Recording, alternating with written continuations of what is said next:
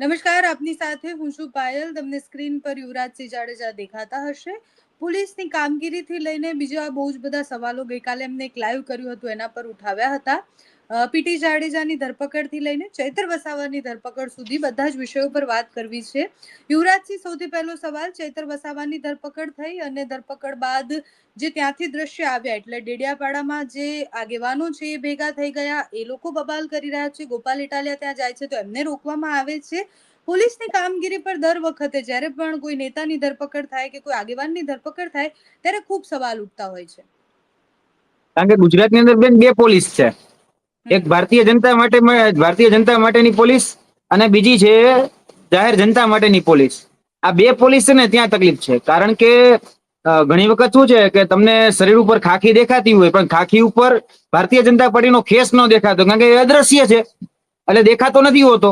અને અહીંયા જે નર્મદા પોલીસ જે છે, રાજપીપળાની જે પોલીસ છે અત્યારે કહી શકાય કે જે ચેતર વસાવાને જે રીતે અટકાયત કરીને લઈ ગઈ બેન, તમે જોયું હશે કે એક ઘણી વખત છે ને બેન ગુંડાને લઈ જતા હોય, ઘણી વખત ઓલા કહી શકાય કે બુટલેગરોને લઈ જતા હોય, એ પ્રકારે ઘસડીને લઈ ગઈ છે.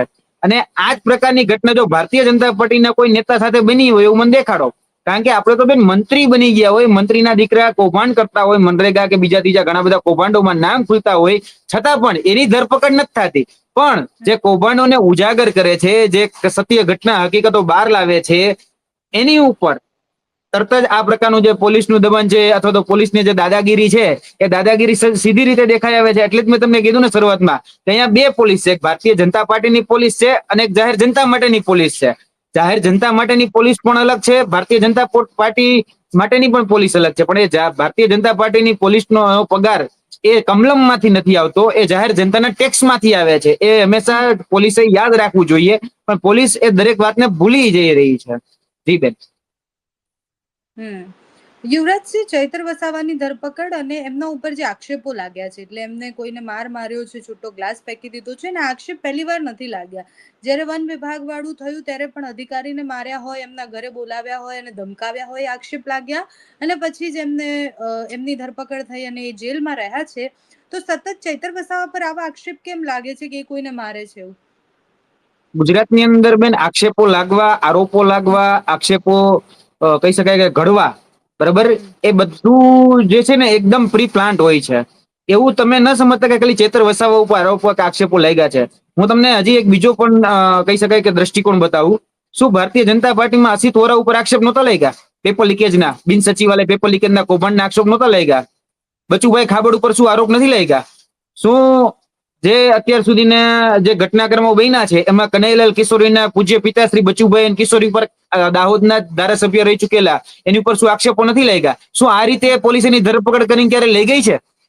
હું આક્ષેપોની બેન વાત કરવા જાઉં તો આક્ષેપોની તો ભરમાર છે ગુજરાતની અંદર. ઘણા બધા આક્ષેપો ઉપર વાત થઈ શકે એમ છે. પણ શું પોલીસ આ વર્તન જે ભારતીય જનતા પાર્ટીના નેતાઓ સાથે ક્યારેય કરતું તમને જોવા મળે છે?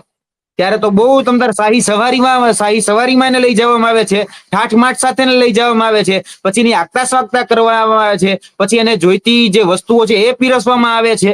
ત્યાં સુધી તો પોલીસ કાંઈ કહેતી નથી. અને જયારે વાત આવે કે ભાઈ વિરોધ પક્ષના કોઈ નેતા હોય અથવા તો કહી શકાય કે આદરણીય ચેતરભાઈ વસાવા છે અથવા તો બીજા ત્રીજા કોઈ પણ વ્યક્તિ જયારે બોલતા હોય ત્યારે એનો અવાજ દબાવવા માટે બેન આ પ્રકારના હથકંડા અપનાવવામાં આવે છે. અને આદરણીય ચેતરભાઈ વસાવાની ભૂલ શું? આદરણીય ચેતરભાઈ વસાવાની એ ભૂલ કે આજથી 2 દિવસ પહેલા આનંદભાઈ પટેલ સાથે એ નવસારીની અંદર યુવાનોના પ્રશ્નને લઈ અને ત્યાં ગયા હતા. અને જે કહી શકાય કે ડીજીવીસીએલ, હા, ડીજીવીસીએલ કચેરીએ જે અધિકારીઓને ગચકાવ્યા, ઈ ગચકાવેલા અધિકારીઓએ ફરિયાદો કરી. એટલે ગમતું નથી. જે મનરેગાનું કૌભાંડ જે બહાર લાવ્યા એમાં અધિકારીઓની બહુ મોટી સંડોવણી સામે આવવાની છે. એ અધિકારીઓની નોકરી જાય એમ છે એટલે અધિકારીઓને ગમતું નથી. એમાં ભારતીય જનતા પાર્ટી પણ એમાં ભાગ બટાઈનો હિસ્સો છે. કારણ કે આ મનરેગા કૌભાંડની અંદર ફક્ત કોંગ્રેસ નહીં પરંતુ ભારતીય જનતા પાર્ટીના મંત્રી, એના નેતા પણ એટલી જ સંડોવણી સાથે સંકળાયેલા છે. એટલે એના પેટમાં તેલ રેડાયેલું એવું છે. આવા અગણિત ઘટનાક્રમો ગણાવી શકું છું જે ચેતર વસાવાએ ઉજાગર કરેલા છે. અને એ ચેતર વસાવા જે છે એ અત્યારે આંખમાં કણાની જેમ ખૂંચી રહ્યા છે ભારતીય જનતા પાર્ટીને. અને ભારતીય જનતા પાર્ટીને જે આંખના કહી શકે કે આંખમાં કણાની જેમ જે ખૂંચી રહ્યા છે ને, એને અત્યારે હેરાન પરેશાન કરવાનો કારસો રચાઈ રહ્યો છે. તમે વાત કરી ને કે ભાઈ એને છૂટો ગ્લાસ ફેંકો કે અથવા કહી શકે કે મારામારીના દ્રશ્યો આવ્યા અથવા તો કોઈ ઘટનાઓ ઘટી, ચલો માની લઈએ છીએ, તમારી વાત સાથે હું એક આગળ ચાલુ છું, તો શું એક હાથે તાલી વાગી? ખાલી ચેતર વસાવે જ આ બધી ઘટનાઓ ઘટી છે? એમાં ચેતર વસાવાનો જ ખાલી વાક છે? સામા પક્ષો કોઈનો વાક જ નથી? કેમ ભાઈ એને આ રીતે ઘસડીને લઈ જવામાં ન આવ્યા? એ ગ્લાસ કદાચ માર્યો હોય, કદાચ માની લો, કદાચ આ તો મને ઘટના આખી નથી ખબર, પણ કદાચ એમ કહું છું માર્યો હોય, તો શું એને ઉશ્કેરવામાં નહીં આવ્યા હોય? શું એ ઘટનાઓ જે ઘટી છે એની પાછળ કઈ ભારતીય જનતા પાર્ટીના નેતાઓની સંડોવણી જ નહીં હોય? ઘણા બધા બેન એવા નેતાઓ એ મિટિંગની અંદર, કારણ કે જે એટીવીટીની સંકલનની સમિતિની જે મિટિંગ હતી એમાં પ્રોટોકોલ પ્રમાણે ભારતીય જનતા પાર્ટીના જે મંત્રીઓ હોય, ભારતીય જનતા પાર્ટીના જે કહી શકાય સંગઠનના જે વ્યક્તિઓ એમાં હાજરી ન આપી શકે, છતાં પણ એ હાજર હતા. કેમ કોઈ પણ વ્યક્તિ એની ઉપર સવાલ નથી ઉઠાવતો કે ભારતીય જનતા પાર્ટીના સંગઠનના લોકો અહીંયા શું કરતા હતા? ત્યાં જે હોદ્દેદારો હોવા જોઈએ એ હોદ્દેદારો સવાલ નથી ઉઠાવતા, પણ બીજા બધા લોકો જે છે જે ન હોવા જોઈએ, એઝ અ પ્રોટોકોલ ત્યાં ન હોવા જોઈએ, છતાં પણ ત્યાં હતા, તો એની સામે કેમ સવાલો નથી ઉઠતા? સવાલો ઘણી બધી જગ્યાએ ઉઠવા લાયક છે, પણ અહીંયા નથી ઉઠતા. કેમ? કારણ કે અત્યારે પણ તમે જોઈ શકો છો કે અત્યારે જે આપણે આ બાબત જે અત્યારે વાત કરી રહ્યા છીએ એ જ દરમિયાન ગોપાલભાઈ ઇટાલિયા રાજપીપળાની કહી શકાય કે કોર્ટમાં પહોંચે છે, તો રાજપીપળાની કોર્ટમાં રોકવામાં આવે છે. કેમ ભાઈ રોકવામાં આવે છે? એક વકીલને શા માટે રોકવામાં આવે છે? કારણ કે એક વકીલ એ વ્યક્તિની પેરવી કરવા માટે અથવા તો એ વ્યક્તિના સમર્થન માટે જઈ રહ્યો છે, અથવા તેની વકીલાતનામામાં સાઇન છે, એ વકીલાતનામું એટલે કહી શકાય કે ચેતરભાઈ વસાવાના એઝ વકીલ તરીકે જયારે જઈ રહ્યા છે ત્યારે એને રોકવામાં આવે છે કે ભાઈ ચેતર વસાવાનો કોઈ પક્ષ ન રાખવું જોઈએ. શા માટે ન રાખવું જોઈએ? અને પોલીસને એવી કોને સત્તા આપી દીધી કે ભાઈ તમે વકીલ ન રોકો? કારણ કે આ જનતાની જે અદાલત છે, ન્યાયતંત્ર છે, ન્યાયાલય છે, ત્યાં તમે વકીલને જતા રોકશો? આ હદે અઘોષિત ઇમરજન્સી એ લાગુ કરી નાખવામાં આવી છે.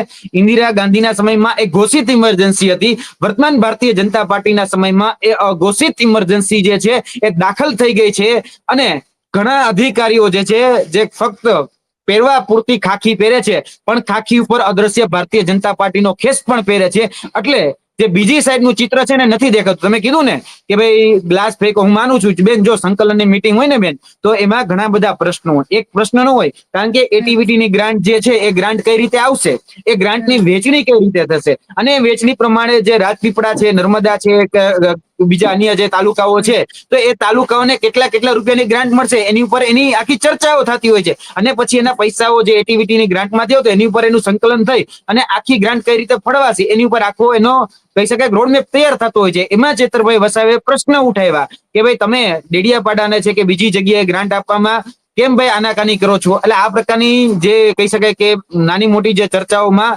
વાતાવરણ જે છે થોડું ઉગ્ર બન્યું, અને ઉગ્ર બન્યું એમાં ના નથી પડતો. હું કઉ છું કે મતભેદ થતા હોય છે, મીટિંગ ની અંદર મનભેદ પણ થતા હોય છે, અને મતભેદ અને મનભેદ છે એ ક્યાંક ને ક્યાંક આવા ઉશ્કેરાટ વાળા વાતાવરણ ઉભા કરી અને પછી કોર્ટના દરવાજા સુધી પહોંચતા હોય છે. પણ મૂળ મુદ્દો જે છે એ કૌભાંડોનો છે.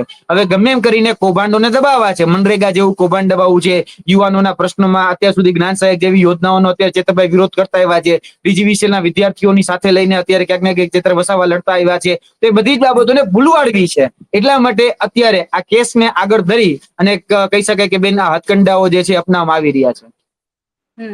પોલીસે 5 દિવસની રિમાન્ડ તો માંગી હતી, એ નામંજૂર થઈ છે. હમણાં જ મેં મેસેજ વાંચ્યો છે. આગળ શું ચાહે છે આમ આદમી પાર્ટી, કે કેવી રીતના લડવું છે? ચૈત્ર વસાવા પર સતત જો આવી રીતના આરોપો લાગતા રહેશે, અડધો સમય જો જેલમાં રહે, તો પછી ડેડિયાપાડાની જનતાનું શું? બેન, ડેડિયાપાડાની જનતા ચેતરભાઈ વસાવાને ચાહે છે. એ લોકનાયક છે, જનનેતા છે, જનનાયક છે. અને જનનેતા જનનાયક હોવાના કારણે હવે ખબર પડી ગઈ છે કે હમણાં જ લોકસભાની ચૂંટણીમાં જે લોકો મોટી મોટી ફાકા ફોજદારી કરતા હતા કે અમે 5 લાખની લીડ લઈને જીતીશું, એ લોકો 75,000ની લીડ લેવામાં પણ ફાફા આવી ગયા હતા. એટલે ખબર પડી ગઈ છે કે હવે આપણી મેમ્બર ઓફ પાર્લામેન્ટની સીટ પણ જઈ રહી છે, આપણી ધારાસભાની સીટ જે હતી એ પણ જઈ રહી છે. એટલે મેં તમને કીધું એમ કે ચેતર વસાવા એ સામાન્ય જનતાનું કામ કરવા માંગે છે, પરંતુ એને કામ કરવા માટે રોકવા માટે આવા કાનૂની જે દાવપેચો છે, એમાં આવા કહી શકાય કે ષડયંત્રો છે, કાવતરાઓ છે, એ કાવતરાઓ અને ષડયંત્રના ભાગરૂપે એને રોકવાનો પ્રયત્ન થઈ રહ્યો છે. પરંતુ યાદ રાખજો, આ ચેતર વસાવા છે, બરાબર? આ ચેતર વસાવા બહાર આવશે, જેલમાંથી પણ બહાર આવશે. રિમાન્ડ એ ન્યાયતંત્ર સમક્ષ જયારે માંગવામાં આવ્યા હોય બેન, ત્યારે એમાં કોઈ બેન તથ્યતા કે કોઈ બેન સત્યતા ન દેખાતી હોય, રિમાન્ડ આપવાની કોઈ પ્રકારની જરૂરિયાત ન દેખાતી હોય ને, ત્યારે જ કોર્ટ એટલે કે ન્યાયતંત્ર જે છે ને એ તરત જ એમ કહેતું હોય છે કે આની રિમાન્ડની જરૂર નથી, એટલે રિમાન્ડ એના નામંજૂર કરવામાં આવતા હોય છે. એટલે આ તમે જોઈ શકો છો કે ન્યાયતંત્ર પણ સમજી રહ્યું છે કે અત્યારે રાજકીય કિન્નાખોરી રાખી ચેતરભાઈ વસાવા જ્યારે ધારાસભ્ય છે, જ્યારે એને દિવસે ને દિવસે લોકચાહના કે લોકપ્રિયતા જે રીતે વધી રહી છે, તો ભારતીય જનતા પાર્ટીના ઈશારે જે અત્યારે પોલીસ અને બીજા જે અધિકારીઓ જે કામ કરી રહ્યા છે, તો ન્યાયતંત્રને એ ભાન પડે છે. ન્યાયતંત્ર બેન અત્યારે સ્વતંત્ર છે. ન્યાયતંત્ર સમજી શકે છે કે ભાઈ આ ન થવા દેવું જોઈએ. જે ભૂતકાળમાં જે થઈ ગયા, જ્યારે ઇમરજન્સીના સમયમાં જે થઈ ગયું, એવું હવે રિપીટેશન ન થાય એટલા માટે ન્યાયતંત્ર પણ બે અત્યારે કામ કરી રહ્યું છે. અને તમે જોયું હશે કે જે પણ લોકો અત્યારે XYZ ની હું વાત કરું છું, કે જે પણ લોકો સરકારની સામે બેન અવાજ ઉઠાવે, સરકારની સામે પ્રશ્ન કરે, એને એન કેન પ્રકારે દબાવવાના પ્રયત્નો થઈ રહ્યા છે. એક ક્ષત્રિય સમાજના આગેવાન પીટી જાડેજા હોય, એ આદિવાસી સમાજના આગેવાન ચેતર વસાવા હોય, વિદ્યાર્થી નેતા યુવરાજસિંહ જાડેજા હોય, ખેડૂતોના આગેવાન ઈસુદાન ગઢવી હોય, કે પછી ગોપાલભાઈ ઇટાલિયા હોય, કે અન્ય કોઈ પણ નેતા હોય, રાજુ કરપડા હોય, કે કોઈ પણ હોય, એને અત્યારે જે આંદોલનકારી છે, જે ક્રાંતિકારી છે, જે સામાન્ય જનતાનો અવાજ બની રહ્યા છે. કારણ કે ગુજરાતની અંદર બેન વિરોધ પક્ષ જેવી ભૂમિકા રહી નથી, એટલે સામાન્ય જનતા જે છે એ ક્રાંતિકારીઓની સાથે કે આંદોલનકારીઓની સાથે ચાલી અને ન્યાયના રસ્તે આગળ વધતી હોય છે. અને એવા લોકોને જ અત્યારે પકડીને હેરાન પરેશાન કરવામાં આવે છે કે ભવિષ્યમાં વિરોધ પક્ષ જેવું રહેવું જ ન જોઈએ. અને અત્યારે એના જ પાપે અથવા તો એના જ ઈશારે આ બધી ઘટનાઓ બેન અત્યારે ઘટી રહી છે ગુજરાતની અંદર.